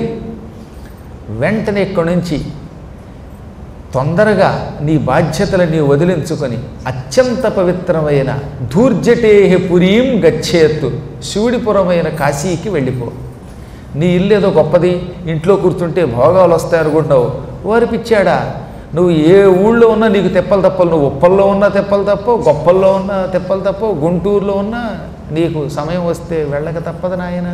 కాబట్టి ఈ కొంప గోడు అన్నీ విడిచిపెట్టి ముసలితనములో వచ్చే శ్రమ వల్ల శరీరము కదలలేని దుస్థితి రాకపూర్వం వెళ్ళన్నాడు ఆయన. అప్రాప్య శ్రమఘటాం అప్రాప్య హిత్వా ధృతం జీర్ణాం పర్ణ కుటీం విహాయ సుమతి గచ్చేత్పురిం ధుర్జటే. ఎంత బాగా చెప్పాడండి శివుడు చెప్పిన మాట. అందుకే మనం వినాలి. మనకి వార్ధక్యం వచ్చే కొద్దీ శ్రమ పెరుగుతుంది. శ్రమ వల్ల ఆయాసం వస్తుంది. దానివల్ల ఏమవుతుంది? మేడం ఎట్లు ఎక్కలేం, కారు ఎక్కి దిగలేం, రైలు ఎక్కి దిగలేం. విమానాశ్రయాల్లో కూడా కొంతమంది ఏం చేస్తున్నారు? వీల్ చైర్ అని అడుగుతారు. కుర్చీలో కూర్చోబెట్టి బతికొండగానే నలుగురు మోసినట్టుగా మొత్తం మోసుకుపోతూ ఉంటుంది. ఈ స్థితి రాకపోవడమే, అలసట రాని క్రితమే నీ దరిద్రపు శరీరం, నీ దౌర్భాగ్యపు కొంప విడిచిపెట్టి పరమ పవిత్రమైన కాశీక్షేత్రానికి వెళ్ళి అక్కడ శరీరం విడిచిపెడితే నీకు ముక్తి వస్తుంది. అంత ముక్తి ఇచ్చే స్థలం కేవలం వారణాసి తప్ప మరొకటి లేదు. దాన్ని విడిచిపెట్టి ఎప్పుడు చూసినా ఇల్లో ఇల్లో అంటావేమిట్రా అన్నాడు ఆయన. దీన్ని బట్టి వారణాసికి వెడితే ఎంత లాభమో ఈశ్వరుడు అమ్మవారి వంకతో మనకు అందించాడు. కాశీకి వెళ్ళడం చాలు, అది కూడా ఎంత తొందరగా వెడితే అంత మంచిదన్నమాట. అప్పుడు వాడికి ముక్తి వస్తుంది. కాశీలో మరణిస్తే మాత్రం పునర్జన్మ ఉండదు. పాపాత్ముడికి కూడా భైరవీ యాతన అయ్యాక పునర్జన్మ లేకుండా పోతుంది. ప్రయాగలో మరణిస్తే ఏదో ఒక మంచి లోకం రావచ్చు, లేదా హరిద్వారంలో మరణిస్తే ఒక ఉత్తమ లోకం రావచ్చు. ఇవన్నీ మళ్ళీ భూమికి తీసుకొస్తాయి. అదిగే మన కాశీఖండంలో శివశర్మోపాఖ్యానం అదేగా. ప్రయాగలో మరణించాడు ఒకడు, వాడు మళ్ళీ భూమి మీద పుట్టాడు. శివశర్మ అన్నవాడు మాయాపురంలో హరిద్వార్లో చచ్చిపోయాడు. హరిద్వార్లో చచ్చిపోయాక మళ్ళీ భూమి మీదకి రావాల్సి వచ్చింది. అదే కాశీలో మరణిస్తే ఇక మళ్ళీ భూమి మీదకి రావాల్సిన అవసరం లేదు. ఒకవేళ భూమి మీదకి వస్తే శివుడి పరివారముగా మారి స్వేచ్ఛగా వచ్చి మళ్ళీ పెడతాడు. అంతే తప్ప మానవ జన్మ లేక పశు జన్మ, చీమ జన్మ, దోమ జన్మ, ఇంకో జన్మ ఎత్తడు. తస్మాత్ మచ్ఛాసనాత్ విష్ణు సృష్టిం సాక్షాద్ధి నూతనం. కాబట్టే విష్ణువు ఈ కాశీలో మరణించేవాడికి ఉత్తమ గతులను ఇస్తాడు, సాధకుల కోసం ఇస్తాడు. విష్ణువు భూలోకంలో మీ గురువు రూపంలో ఉంటాడు. పురాణం చెప్పే గురువు రూపంలో ఉన్నవాడే విష్ణువు అనుకుని ఆయన చెప్పింది శిరస్సుకి ఎక్కించుకొని ఆయనని గౌరవించి ఆయన మార్గంలో నడుచుకొని కాశీకి వెళ్ళి ముక్తి పొందండి. ఇంకా అద్భుతం చెబుతున్నాను విను అన్నాడు ఆయన. ఈ శ్లోకం దాకా నేను మీకు చెప్పాను. శ్లోకం ఉందే, అది సంస్కృతంలో వ్యాసుల వారు రాసిన శ్లోకం. దాన్ని తెలుగులో శ్రీనాథ కవి కాశీఖండంలో అనువాదం చేశాడు. ఈయన చమత్కారం చేశాడండి. ఆయనేమో దూరంగా ఉంది మరణం, నేను యువకుణ్ణి అని మనస్సులో అనుకోకురా, ఓపిక ఉన్నప్పుడే ముసలితనం రానికెతమే, నీ బాధ్యతలు వదులుచుకుని యమధర్మరాజు గారి యొక్క ఆ మృత్యుఘంటాధ్వని చెవులో పడడం విని తొందరగా కాశీపో అన్నాడు ఆయన. కానీ శ్రీనాథుడు ఎంత చమత్కారం చేశాడో తెలిసిన? అర్ణోరాశి పరీత భూభువన మధ్య స్వర్ణఖండంబు, అర్ణోరాశి పరీత భూభువన మధ్య స్వర్ణఖండంబు, సంపూర్ణ ఐశ్వర్య సమృద్ధి కాశీ కృతపాపుడైన తత్పట్టణాభ్యర్ణక్షోణుల 5 క్రోశముల ప్రాణాంతంబునల్ మర్త్యుడు ఆకర్ణ్యం పండు, కృతాంతవాహ మహిషగ్రైవేయ ఘంటాధ్వనిల్.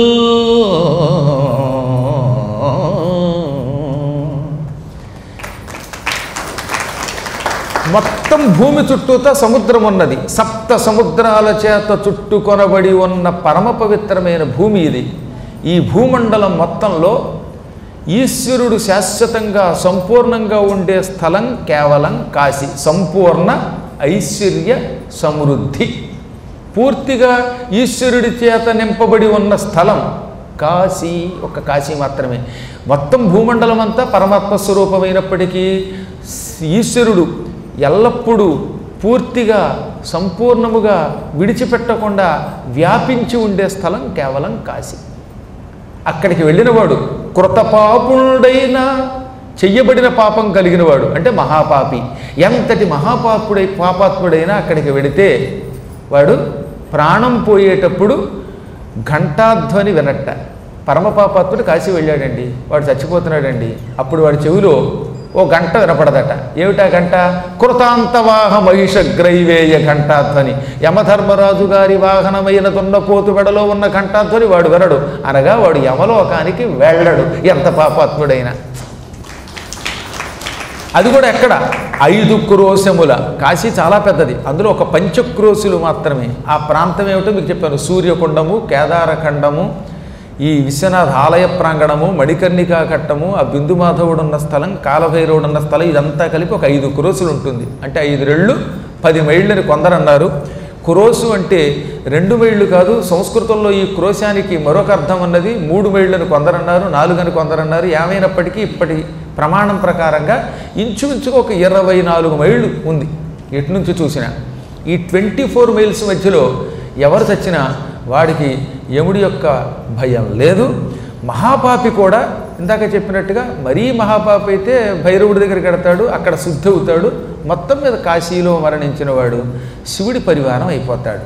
అంత గొప్పది కాశీ. కానీ ఎంత గింజుకున్నా కాశీ కాశీ కాశీ వెళ్ళాలనుకున్నా కాశీకేసి వెళ్ళలేమట. ఇది అసలు కథ. అసలు మనకి కాశీ అంటే భక్తి ఏర్పడింది, కాశీ వెళ్ళాలనిపించింది. ఓ పద్మాకర్ గారు ఓదరగొట్టి పారేస్తున్నారని ఉత్సాహం వచ్చేసింది. ఇంక ఇప్పుడు ఈ పూట ఎప్పుడు స్వస్తి అంటారా అనగానే ఎప్పటికిప్పుడు ఇంటికి వెళ్ళి మూట ముల్లే సర్దుకుందాం, కరోనా లేదు, భయం లేదు మాకు అనుకుని ప్రయాణకి వెళ్ళి సంసిద్ధ కరో అని పెళ్ళానికో మొగుడికో ఒకరికోళ్ళు చెప్పుకొని కాశీ బయలుదేరారనుకుందాం. తత్కాల్లోనో లేకపోతే విమానంలోనో వాళ్ళ యోగాన్ని బట్టి మహాపుణ్యాత్ములు కాలినడకనో బయలుదేరారు. బయలుదేరినంత మాత్రం చేత కాశీ వెళ్ళగలమా? మహాప్రయత్నము చేసినంత మాత్రం చేత కాశీ వెళ్ళలేము. ఈశ్వరానుగ్రహం లేనిదే ఏ జనుడు కాశీ వెళ్ళలేడు. అథవా వెళ్ళినా వాడు నానాయాత్ర పడతాడు, అక్కడికి వెళ్ళినా వెనక్కి వచ్చేస్తాడు, లేదా వెళ్లకుండానే పోతాడు. వాడి ఎముకలు కూడా వెళ్ళబట్టి ఈశ్వరానుగ్రహం లేకపోతే. చాలా కాలం క్రితం రామేశ్వర క్షేత్రం దగ్గర ఒక కీకారణ్యంలో ఒక బోయపల్లె ఉన్నది. ఆ పల్లెవాళ్లలో ఒక గొప్ప నాయకుడు ఉన్నాడు. వీళ్ళంతా బోయేవాళ్ళు ఎక్కువ మంది ఉన్నారు. ఒక 2-3 విప్ర కుటుంబాలు, ఒక 2-3 వైశ్య కుటుంబాలు అక్కడ ఉన్నాయి. అందులో ఒక మహానుభావుడు ఉన్నాడు. ఆయన ఆ రోజుల్లో 14 కోట్లకి పడగ ఎత్తినటువంటి ఒక వైశ్యశ్రేష్ఠుడు, పరమధర్మాత్ముడు, ధనవంతుడు.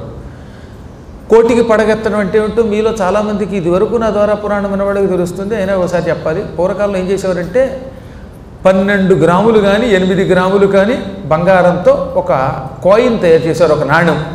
ఎక్కువ మంది 12 గ్రాముల బంగారంతో ఒక నాణ్యం తయారు చేసేవారు. ఇలాంటి బంగారు నాణ్యములు 12 గ్రాముల నాణ్యములు ఒక కోటి అయ్యాక వాటిలో పెద్ద కొండలో, మట్టి కొండలో పోసి, ఈ మట్టి కొండకి మంచి మూతి కట్టేసి దాన్ని దొడ్లో బాగా లోతుగా గొయ్యి తవ్వి పాతి పెట్టేవారు. ఎప్పుడైనా భవిష్యత్తులో ఇంట్లో వాళ్ళకి దివాళా అయిపోతే ఈ తవ్వితే ఈ బంగారం దొరికితే వాడు మళ్ళీ బాగుపడాలనే కోరికతో అలా 1 కోటి బంగారు నాణ్యములు కొండలో వేసి పాతి పెట్టేవారు. దాని మీద ఒక పడగ పెట్టేవారు, పాము పడగ, జంట పాములు ఉంటాయి కదా, ఆ పాముల యొక్క విగ్రహాన్ని ప్రతిష్ఠించేవారు. అంటే ఈ కోటి మీద అదనమాట పడగెత్తడం అంటే. ఆ అడుగును 1 కోటి నాణ్యాలు ఉన్నాయని అర్థం. ఇప్పుడు ఇళ్లలోనూ పీకేరు. పాతకాలంలో పనిచేసేవారు, ఇప్పుడు బ్యాంకులు వచ్చాక మానేశారు. కానీ చాలా ఇళ్లలో ఉండేవన్నమాట. వాళ్ళు ధర్మాత్ములు కదటండి. ఆ రోజుల్లో ధర్మం కోసమే పనిచేసేవారు, భవిష్యత్ తరాల కోసం దృష్టిలో పెట్టుకు చేశారు. అలాంటివి 14 కోట్లకు పడగెత్తేట ఆయన. ఆయనకు ఒక్కతే కూతురు. ఆయన మహాత్ముడు అని చెప్పానుగా మీకు. అడవిలో ఉన్నారు పోయేవాళ్ళు, వీళ్ళందరికీ ముక్తి కలగాలనుకున్నాడు ఆయన.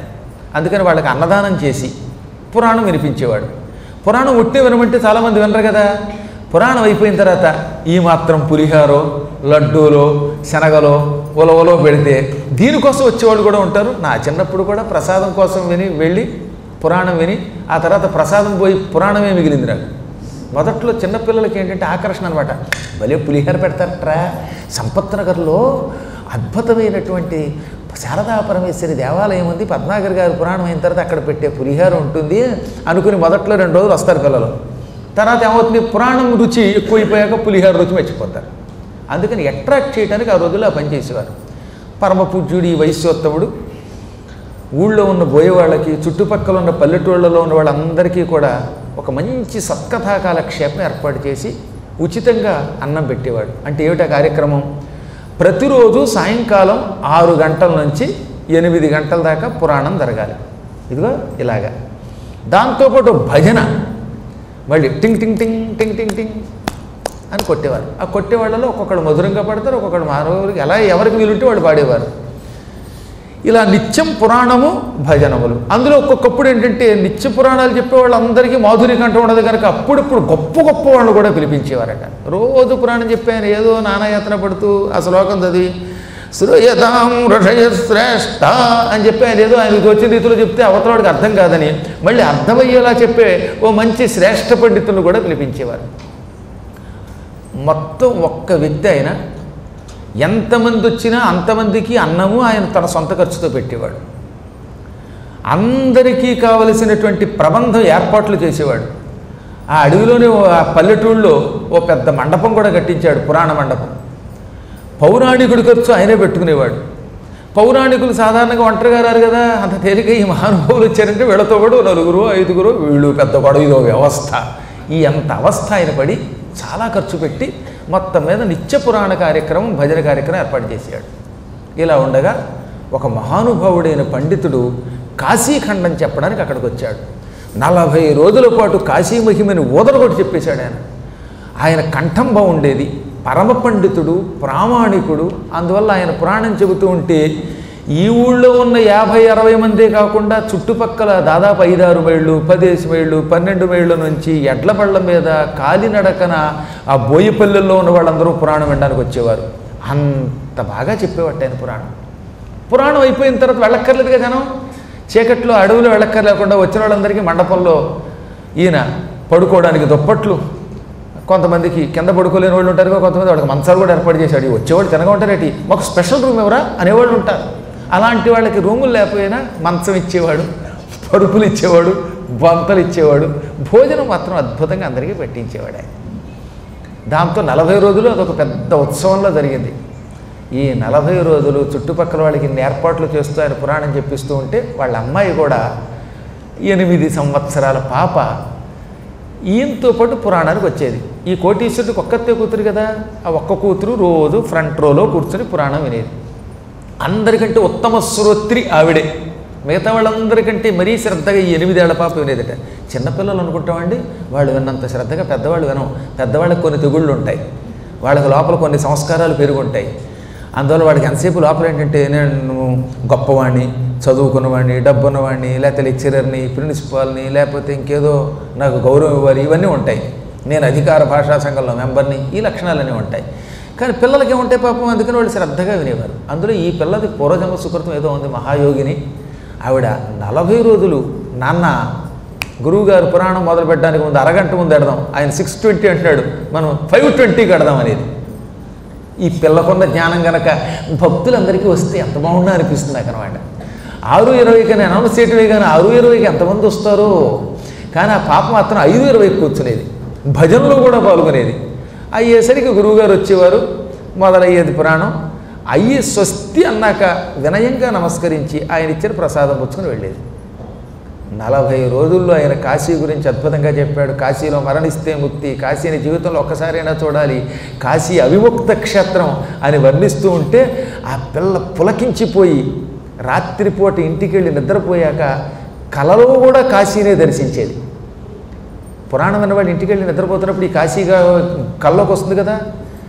అలా వచ్చిన వాళ్ళు చాలామంది ఉన్నారట, ఫేస్బుక్లో పెట్టారట. అదేమో మా భక్తులు నాకు పంపించి, గురువుగారండి ఫేస్బుక్లో కొంతమంది పెడుతున్నారండి, నిన్నంతా కాశీయే వచ్చిందిట, మొన్న మధ్యనేమో శ్రీశైలం చెబితే శ్రీశైలం వచ్చిందిట. అలాగే విన్నవాళ్ళకి ఆ రోజంతా రాత్రి కల్లోకి అవే గుర్తుకొస్తాయి. ఈ పాప కూడా ఇంటికి వెళ్ళాక పడుకున్నాక కల వచ్చేది. కలలో కాశీకి వెళ్ళినట్టు, అన్నపూర్ణని, విశ్వేశ్వరుణ్ణి, డుంఠి విఘ్నేశ్వరుణ్ణి చూసినట్టు, అక్కడే ముక్తి పొందినట్టు కల వచ్చేసేది. తెల్లారులే చూస్తే ఇంట్లోనే ఉండేది. అయ్యో ఎప్పుడు కాశీ పెడతాం అనుకునేది. ఇంత చేసి అమ్మాయి వయసు 8. పురాణం అయిపోయి పౌరాణికుడు వెళ్ళిపోగానే ఇంక ఈ అమ్మాయికి బెంగ వచ్చింది. నిత్యం పురాణం చెప్పే ఆయన దగ్గర ఇంత ఇంటరాక్షన్ ఉండదు. అందుకని ఏదో విన్నా ఇంటికి వచ్చి నాన్నగారు ఇంకా నాకు ఇవేం వద్దండి, నాకు ఒక చిన్న కోరిక ఉంది, తీర్చండి అంది. పాపం తండ్రికి కూతురంటే ఇష్టం. ఆడపిల్లల్ని తల్లిదండ్రులు సహజంగా, అందులో తండ్రి ఆడపిల్లని ఎంతో మమకారంగా పెంచుకుంటాడండి. పిల్లకి పెళ్లి చేసే ముందు తండ్రికి వచ్చే బాధ అంతా ఇంత కాదు. ఆ దిక్కుమాలాడు ఎవడొస్తాడో తెలియదు, వచ్చాక ఏం ఏడిపిస్తాడో తెలియదు, ఈ పిల్లని నేను చూసుకున్నంత ప్రేమగా చూస్తాడో లేదో తెలియదు అని బెంగపడిపోతట. ఆడపిల్లల్ని కన్నా తండ్రుల్లో కొంతమందికి అలాంటి ప్రేమ ఉంటుంది. ఏ ప్రేమ లేని దౌర్భాగ్యులు కొన్ని దరిద్రపు జన్మలు ఉంటాయి, గౌడిగే జన్మలను ఉంటాయి, వాళ్ళ గురించి మనకు అక్కర్లేదు. కానీ సహజంగా ఆడపిల్ల తల్లిదండ్రులకి ఈ పిల్లని ఎవరింటికి ఇస్తాము, వచ్చేవాడు ఎలా చూస్తాడో, అత్తగారు ఎలా చూస్తుందో, దిక్కుమాల మామగారు ఎలా చూస్తాడో అని బెంగ ఉంటుంది. ఈయన పాపం ఈ కూతురు ఒక్కతే కనుక లోపల కొంత బెంగ. ఈ పిల్ల ఆయన దగ్గరికి వచ్చి, నాన్న నన్ను కాశీ పంపించవా, ఒక్క కోరిక కోరుతాను, ఆ కోరిక తెచ్చవా అందటి ముందు, కోరుకో తల్లి తీరుస్తానన్నాడు ఆయన. ఇంత ఆస్తి నీకోసం కాకపోతే ఎవరికి, నాకు రెండు, ఒకటి ధర్మం, రెండోది కూతురివైన నీ ధర్మం. ధర్మ కార్యక్రమాలు ఎలాగో జరుగుతున్నాయి, పుత్రికా ధర్మం ఒకటి ఉంది కనుక అది నెరవేరుస్తాను పితృధర్మంగా. కోరుకో ఏం కావాలి అంటే, నాకేమొద్దు కాశీకి తీసుకెళ్ళండి. అసలు ఏ పిల్లలు అడుగుతారండి, ఏ జన్మ సంస్కారంతో ఆవిడ ఏదో ఇల్లు కట్టియి లేకపోతే ఇంకోటి విమానం ఇయ్యి అలా, నాన్నగారు నాకు ఏ కోరిక లేదు, నన్ను కాశీకి పంపించండి అని. ఆయన ఆశ్చర్యపోయాడు. నా పుత్రిక దగ్గర ఏదో గొప్ప సంస్కారం ఉందనుకున్నాడు ఆయన. కాకపోతే కాశీకి వెళ్ళమంటే ఆ రోజులు ఎంత కష్టం, ఏనాటి మాటిది. ఇవాళంటే విమానాలు వచ్చాయి కాబట్టి కూతురు కాశీ పంపించమంటే పుట్టుకుని రిజర్వేషన్ చేయించి విమానంలోనో లేక రైల్లోనో ఎలాగో పంపించేస్తాం. కాలినడకన రామేశ్వరం దగ్గరున్న అడవుల్లో నుంచి బయలుదేరి కాశీ వెళ్ళి రావడం అంటే మాటల. దారిలో భయంకరమైన ఎన్ని కష్టాలు ఉంటాయి. కేకారణ్యాలు, నగరాలు, పల్లెటూళ్ళు దాటాలి. నరమాంస భక్షకులు ఉండేవారు కొన్ని చోట్ల కేకారణ్యాల్లో పులులు, సింహాలు ఉంటాయి, కొన్ని చోట్ల అడవులు దొంగలు ఉంటారు. ఈ గందరగోళాలన్నీ పడాలి, కొన్ని చోట్ల తిండి దొరకదు. అయ్యా ఈ బాధలు పడలేం. అందుకని ఆయన, అమ్మ కాశీ అంటే మాటలు కాదే, ఈ చివర రామేశ్వరం ఆ చివర కాశీ ఉన్నాయి, కాశీ రామేశ్వరం అంటారు. అందుకే కనీసం కాలినడకన వెళితే ఓ 2 నెలల్లో ఎంతో పడుతుంది అనగా నన్ను పంపించవలసిందే అండి. ఈయన తప్పించుకోవడానికి ఏమన్నాడు, తండ్రి కాశీ తీసుకెళ్ళకూడదే, తండ్రి తీసుకెళ్ళదు నిజానికి, కేవలం తప్పించుకోవడానికి, ఈ పిల్లలు తప్పించుకోవడానికి పెళ్ళయ్యాక మొగుండు ఆయన తీసుకెడతాడు అన్నట్ట. ఈ అమ్మాయి వదిలేస్తుందేమోనని. అందుకని పెళ్ళయ్యాక మొగుండు అడిగంటే నాకు పెళ్లి చేసేయి అంది. పెళ్ళి అంటే ఏమో తెలుసు అమ్మాయికి, 8 ఏళ్ల పిల్లకి కాశీ కోసమని పెళ్లి చేసేయండి. ఆయన బుర్రకొక్కుని మంచి సంబంధం చూస్తానులే అన్నాడు. పూర్వం చిన్నపిల్లలకి పెళ్లి చేసేవాళ్ళండి. ఈలోపు అదృష్టం బాగుండి పక్కనే ఉన్న చిన్న పల్లెటూరు ఒకటి ఉన్నది. ఆ పల్లెటూరులో ఇంచుమించుగా ఇంత సంపన్నుడు అయినటువంటి ఒక మహాత్ముడు ఉన్నాడు. ఆయన కూడాను, ఆయనకు ఒక్కడే కొడుకు. ఆ కొడుకు బుద్ధిమంతుడు. ఈ అమ్మాయికి 8 ఏళ్ళు ఉంటే వాడికి 12 ఏళ్ళు 14 ఏళ్ళు ఉన్నాయి. మా అబ్బాయికి మీ అమ్మాయిని ఇవ్వండి అన్నారు వాళ్ళు. ఇద్దరికీ సంబంధం నచ్చింది. ఈ అమ్మాయినిచ్చి పెళ్లి చేయడానికి అంగీకరించాడు. ఈ కూతురు ఎంత ఆనందపడిపోయిందట. ఎందుకనో తెలుసా, పెళ్ళని కాదు, కాశీ తీసుకెడతాడు భర్తని. పెళ్ళైతే మొగుడు తీసుకెడతాడని చెప్పాడు కదా తండ్రి, అందుకని పెళ్ళికి అంగీకరించేసింది. ఆ పెళ్లి కొడుకు ఎవడో కూడా చూడలేదు. ఆ అమ్మాయికి మనస్సులో ఉన్నదల్లా కేవలం కాశీ తప్ప, మొగుడి ముఖం కేసి చూడలేదు, కాశీ తప్ప. అలా పెళ్ళి అయిందో లేదో భర్త గారి పక్కనే కూర్చొని ముద్దు మాటలతో, 8 ఏళ్ల పిల్ల కదా, మంచి ముద్దు మాటలు ఉంటాయి. ఏమండి అందిట. ఏమిటండి అన్నాడు వాడు. వాడికి ఏం మాట్లాడాలో తెలియక, నన్ను కాశీ తీసుకెళ్ళండి, కాశీకి మీరు తీసుకెడతారని మా నాన్నగారు చెప్పారు, అందుకే పెళ్లి చేసుకున్నాను అనగానే అతడు బుర్రకొక్కని, కాశీ అంటే పెద్ద మిఠాయా చిన్న మిఠాయా అన్నాడు. పీసు మిఠాయి ఏం కాదు నాయన, కాశీ అంటే అది ఒక పెద్ద క్షేత్రం, అద్భుతమైన శివుడు ఉండే స్థలంట, అక్కడికి నువ్వు తీసుకెడతావని మా నాన్నగారు చెప్పారని. కానీ పాప మా కుర్రాడు కొంచెం ఒకసేపు బుర్ర కొక్కుని ఆలోచించి అదేమిటో తెలుసుకుని తీసుకెళ్ళడానికి ప్రయత్నిస్తానన్నాడు. అంతేగాని నోరుమూయి అలా. వాడు కొంచెం సంస్కారం ఉన్నవాడు, అందుకని తీసుకెడతానన్నాడు. ఆ తర్వాత ఏం చేశాట, తల్లిదండ్రుల దగ్గరికి వెళ్ళి మా ఆవిడ కాశీ తీసుకెళ్ళమంటుంది నాన్నగారు. కాశీ అంటే ఏమిటంటే వాడు చెప్పారు, ఇక్కడ నుంచి దాదాపుగా 2000 కిలోమీటర్ల పైనే ఉంటుంది, 2000 2500 ఉంది, అంత దూరం నడవడం కష్టం రా నాయన. ఈ చిన్న వయసులో పెళ్ళైన కొత్తల్లో ఏదో హనీమూన్కి వెడతారు కానీ కాశీకి వెళ్ళరా నాయన అన్నారట. అప్పుడు ఈ కుర్రవాడు, కొంచెం పెద్ద అయ్యాక తీసుకెడదాలే, కంగారు పడకు, కాశీకి మాత్రం తీసుకెళ్ళడం ఖాయం, నీలాంటి మంచి పిల్లని తీసుకెళ్ళకుండా ఎలా ఉంటాను, కానీ నాకు సరిగ్గా అవగాహన లేదు, మా అమ్మ నాన్న చెప్పలేకపోతున్నారు, బాగా కాశీ గురించి తెలుసుకుని, ప్రయాణ విశేషాలు ఏమిటో తెలుసుకుని, మార్గం ఎలా ఉంటుందో తెలుసుకుని, ఖర్చు ఏమిటో తెలుసుకుని, దారిలో వచ్చే ప్రమాదాలు తెలుసుకుని, మనకు కావలసిన సామగ్రి పరివారం వెంట పెట్టుకుని వెడదామన్నట్ట. సరేనండి అంది. పాపం కాలం గడిచిపోయింది. ఈ అమ్మాయి యుక్త వయస్కురాలయ్యింది. ఏమండి మళ్ళీ కాశీ అంది. తీసుకెడతానన్నాడు ఈయన. ఈలోపు గర్భవతి అయింది. ఇవన్నీ సృష్టి రహస్యాలు కదా. ఇక గర్భవతి అవగానే అమ్మాయి బెంగ పెట్టుకుంది. కాశీ అనుకుంటూ ఉంటే ఈ మోత ఏమిటండి అంది. తప్పదులే అన్నాడు ఆయన. పిల్లాడు పుట్టాక వెడదాంలే అన్నట్ట. కొద్ది రోజులకి ఆవిడకి బంగారం లాంటి కొడుకు పుట్టాడు. కొడుకు పుట్టగానే కొడుకు పుట్టాక కాశీ తీసుకెడతానన్నారు. ఈ కొడుకుని మీరు పెంచుకోండి, కావాలంటే నన్ను కాశీ పంపండి. కొంచెం బాలింతరాలివి కదా, పిల్లవాడికి పాలిచ్చి వాడిని పెంచి పెద్ద చెయ్యి, తర్వాత తీసుకెడతాను, నేను మాట అంటే మాటే అన్నాడు ఆయన. ఈ పిల్లవాడికి ఒక ఏడాది వచ్చాక మళ్ళీ కాశీ అంది. పోన్లే 2-3 రోజులు ఏక ప్రయత్నం చేద్దామన్నాడు ఆయన. ఆ రాత్రి గుండెపోటు చచ్చిపోయాడు అతను పాపం. ఆ పూట ఏడ్చిందటండి ఈ వెర్రి పిల్ల. భర్త కాశీ తీసుకెడతాడనుకున్నాను, కొడుకు చూస్తే ఏడాది పిల్లాడు, ఎంతలో నా భర్తే చచ్చిపోయాడు గుండెపోటుతోటి. ఎంత దురదృష్టం వరకు ఉంటుంది, ఈశ్వర నన్ను ఎంత పరీక్షించావు అనుకుంది.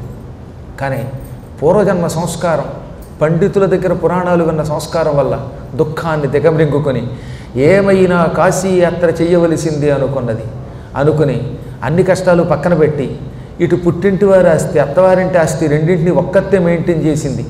దురదృష్టవశాత్తు ఇటు తండ్రి పోయాట, అటు అత్తమామలు పోయారట. కొన్ని చోట్ల అంటే దిక్కుమాల అత్తమామలు బతుకుంటారు, తండ్రి పోతాడు. అక్కడ మళ్ళీ వాళ్ళ చెరసాల్లో నానాయాత్ర పడక్కర్లేకుండా ఇటు అటు కూడా మొత్తం పోయారు. అయినా ఆ మహాత్మురాలు ఇంత ఆస్తిని మెయింటైన్ చేస్తూ, దాన ధర్మాలు చేస్తూ, తండ్రి నిర్వహించే పురాణములు తాను నిర్వహిస్తూ ఈ కొడుకుని జాగ్రత్తగా పెంచి పెద్ద చేసి చదువు చెప్పించి సంస్కారం ఇచ్చింది. అన్ని విద్యలు వచ్చేలా చేసింది. కుర్రాడికి 16 ఏళ్ళు వచ్చాయి. అప్పుడు కుర్రవాడిని పిలిచి, నాయన ధర్మబద్ధంగా వ్యాపారం చేశాను, పుట్టినింటికి మెట్టినింటికి కీర్తి తెచ్చాను, నేనేనాడు భోగాలు అనుభవించలేదు, త్యాగాలు చేశానని కూడా చెప్పడానికి వీల్లేదు, కొడుకు కనుక నిన్ను పెంచడం నా కర్తవ్యం. నాకు 3 కోరికలు ఉన్నాయి. ఒకటి, మీ అత్తవారింటి ఖ్యాతి నువ్వు పెంచాలి, మా అత్తవారింటి ఖ్యాతి పెంచాలి. అంటే నా పుట్టింటికి నీ పుట్టింటికి రెండింటికి ఖ్యాతి తెచ్చిపెట్టాలి నువ్వు. రెండవది, మా తండ్రి గారు మొదలుపెట్టిన ఈ నిత్య భజన పురాణ కార్యక్రమాలు కలియుగాంతం వరకు మన వంశం ఉన్నంత వరకు సాగాలి. ఈ 2 పనులు నువ్వు చేస్తావు. ఇక మూడవది నా స్వార్థం, నాకు కాశీ ప్రయాణం మీద ఆశ, నన్ను కాశీ పంపించు. ఈ ఆస్తి అంతా నీకు ఇస్తానుగా, మా పెద్దలు నీ పెద్దలు ఇచ్చినవి కొన్ని 100 కోట్లు ఉంటాయి, ఈ కోట్ల ఆస్తిని ఇది, నన్ను మాత్రం హాయిగా కాశీ పంపి ఈ తర్వాత నువ్వు బతుకు నీ బతుకు నువ్వు ఈడ్చు అంటే, తల్లి నువ్వు చెప్పినట్టే ఈ 2 తరాల వాళ్ళకి 2 వంశాల వాళ్ళకి కీర్తి వచ్చే మంచి పనులు చేస్తాను, దాన ధర్మాలు చేస్తాను, ఈ నిత్య పురాణ భజన కార్యక్రమాలు అస్సలు ఆపను. ఇక మూడవది నీ కోరిక కాశీ, అది మాత్రం కొద్ది రోజులు పోస్ట్ పోన్ చేయి. కరోనా వైరస్ వల్ల కాదు, నాకు ఇప్పుడే నువ్వు బాధ్యతలు అంటగట్టావు, నాకు ఈ వ్యాపారాదులు తెలియవు, ఒకేడాది నాకు వ్యాపారంలో శిక్షణ ఇస్తే ఆ తర్వాత నా పాటలే పడతాను, నేను కాశీ పంపుతాననగా అది ధర్మమే అనుకుని ఇతనికి ట్రైనింగ్ ఇచ్చింది, శిక్షణ ఇచ్చింది. ఈలోపు ఈ కుర్రాడు ఈ ఏడాది ట్రైనింగ్లో ఉండగా మంచి కుర్రాడు కనుక ఓ సంబంధం వచ్చింది. సంబంధం వచ్చినప్పుడు ఎందుకు మానాలని పెళ్లి కూడా చేసింది. పెళ్ళి అయింది కదా నాయనకి నేను వెళ్ళొస్తానంటే, ఇప్పుడేగా పెళ్ళయింది అమ్మ, బాధ్యతలు నువ్వే భరించు, ఓ ఏడాది అయ్యాక పంపిస్తానన్నట్టు. అది ధర్మమే అనుకున్నది. మళ్ళీ ఏడాది అయ్యాక నాయన నా కాశీ అనగానే మీ కోడలు నీళ్లు పోసుకుంది అనగా, ఏం రోజు పోసుకుంటుందిగా నీళ్ళు అన్నాడు. ఆ నీళ్ళు కాదమ్మా గర్భవతి అయింది అనగానే, అది దేవుడా మళ్ళీ గొడవ మొదలైందా అనుకుంది. వరసగా కోడలు 2 సంవత్సరాల పాటు ఏటికొకరి చొప్పున 2 కొడుకుల్ని కన్నది. ఈ కొడుకులు కొంచెం చిన్నపిల్లలు కొద్దిగా పెంచమ్మా అన్నాడు ఆయన. ఈ పిల్లల్ని పెంచింది. పిల్లలకు ఒక 5 ఏళ్ళు వచ్చాక, నాయన ఇక ఈ మనవరాళ్ళు ఈ గందరగోళాలు ఎప్పుడూ ఉంటాయి, నన్ను కాశీ పంపించు అంటే, ఒక్క 10-15 రోజుల్లో నేను గ్యారంటీగా కాశీ పంపుతాను, దానికి కావలసిన ఏర్పాట్లన్నీ చేస్తున్నాను అన్నాడు ఆయన. అలా అన్న రాత్రే ఈవిడే చచ్చిపోయింది. నిజంగా కాశీఖండంలో అయితే ఈ కథ రాశారండి వేదవ్యాసుల వారు, తెలుగులో శ్రీనాథుడు కూడా అనువాదం చేశాడు. ఈ కథ చదివితే గుండె తరుక్కుపోతుంది అనమాట. చివరికి కాశీ వెళ్లకుండానే చచ్చిపోయింది ఈ తల్లి. అప్పుడు ఏడ్చట్టి కొడుకు పేరు ధనంజయుడు. గుండెలు బాదుకొని తల్లి తల్లి అని తల్లి పాదాల మీద పడి గొల్లును ఏడ్చేశాడు. చుట్టుపక్కల వాళ్ళు ఎంత ఓదార్చినా అతనికి ఉపశమనం కలగల. మా తల్లి వంటి తల్లి ఈ ప్రపంచంలో ఉండదు.